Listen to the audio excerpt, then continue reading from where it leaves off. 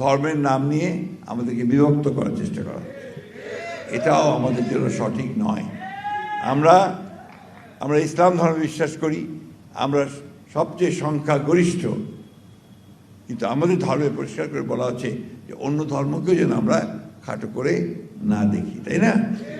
এবং একটা ধর্মকে, আমাদের ধর্মকে যেন শুধুমাত্র আমরা সব সময় সামনে না নিয়ে অন্যান্যদেরকেও যেন আমরা সেই একইভাবে আমরা যেন ট্রিট করার চেষ্টা করি। ধর্ম যার যার, রাষ্ট্র হচ্ছে সবার, ঠিক তো নাকি? আপনি যখন চেয়ারম্যান হন, আপনি হিন্দু ভাইদের দুর্গা পূজায় যান না, তাদের পূজায় যান না, তারা আপনাদের ঈদে পার্বণে আসেন আপনাদের কাছে? আসে তো, সবাই আসে। একসাথেই আমরা এখানে বেড়ে উঠেছি, একসাথেই আমরা থাকি।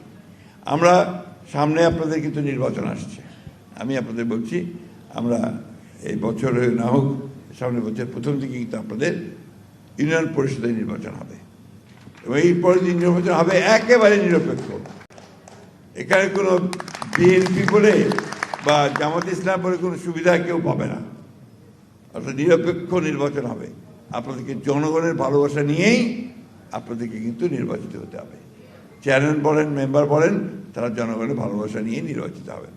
যারা মহিলা এমপি সদস্য হন, তাদেরকে সেইভাবে নির্বাচিত হতে হবে।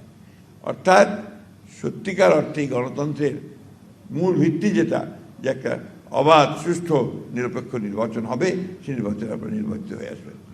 এই নির্বাচনটা হয়ে গেলে আমার একটা প্রস্তাব আছে, আপনারা সবাই যখন নির্বাচিত হবে যাবেন, তখন আপনারা একটা জাতীয় সংগঠন তৈরি করবেন আপনাদের মেম্বার চেম্বারদের, অর্থাৎ আপনারা স্থানীয় সরকারের একটা জাতীয় সংগঠন।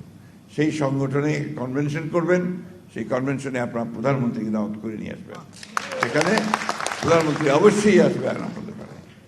আপনারা সঠিকভাবে যদি পথ চলেন, সংগঠনটাকে তৈরি করেন, সবাইকে নিয়ে যদি কাজ করেন, তাহলে দেখবেন যে আপনারা ভালো করতে পারবেন।